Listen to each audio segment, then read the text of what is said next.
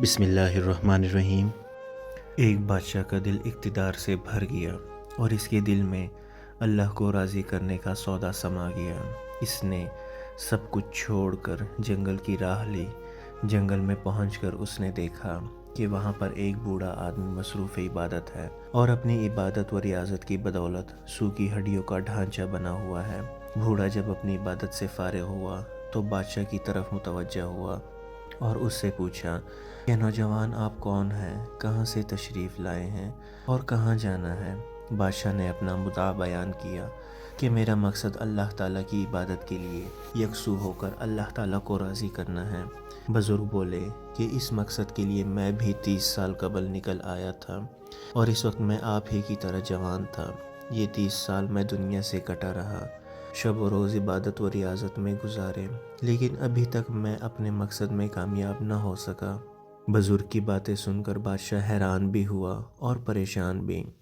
تو اس نے بزرگ سے پوچھا کہ آپ کو کیوں کر پتہ چلا کہ آپ ابھی تک اللہ کو راضی کرنے میں کامیاب نہیں ہوئے؟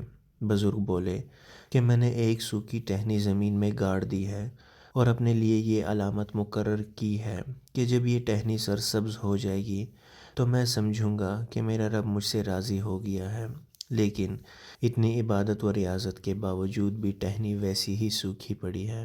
بادشاہ نے جب بزرگ کی باتیں سنی تو بہت متاثر ہوا اور گڑ گڑا کر بزرگ سے التجا کی کہ مجھے بھی اجازت مرحمت فرمائیں تاکہ میں بھی آپ کے سنگ عبادت کروں اور اپنے رب کو راضی کروں۔ پہلے تو بزرگ نے اس کی التجا نہیں مانی، لیکن جب بادشاہ کی طرف سے اصرار بڑھا تو بزرگ نے اس شرط پر اجازت دی کہ سب سے پہلی بات تو یہ ہے کہ یہ جنگل ہے اور یہاں پر قسم قسم کے حالات پیش آئیں گے، لیکن آپ کو اپنی توجہ اپنی عبادت پر مرکوز رکھنی ہوگی، اور دوسری بات یہ کہ آپ کو بھی علامت کے طور پر ایک سوکھی ٹہنی زمین کے اندر گاڑنی ہوگی۔ بادشاہ نے دونوں شرطیں منظور کی اور بادشاہ کے ساتھ مصروف عبادت ہو گیا۔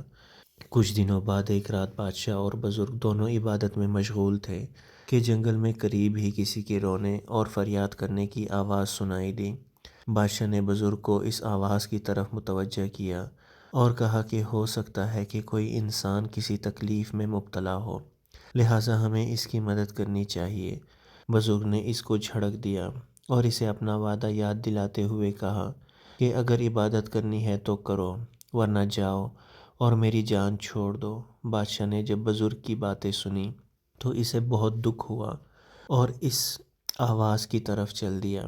وہاں پہنچ کر دیکھا کہ ایک چھوٹا بچہ کسی قافلے سے رات کی تاریکی میں رہ گیا ہے اور اب خوف اور دہشت سے رو رہا ہے۔ بادشاہ نے بچے کو اپنے کاندھے پر بٹھایا اور قافلے کے پیچھے بھاگ پڑا۔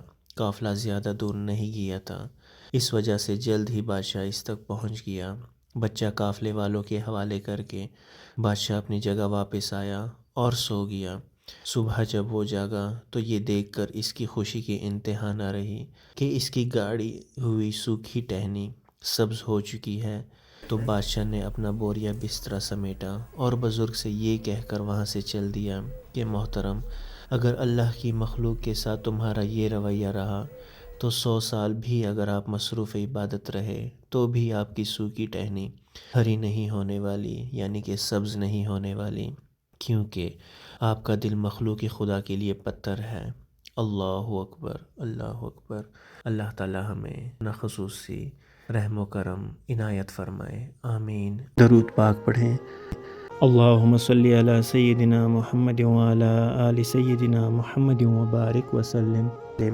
اگر ویڈیو پسند آئی ہو تو ہمارے چینل کو ضرور سبسکرائب کیجیے۔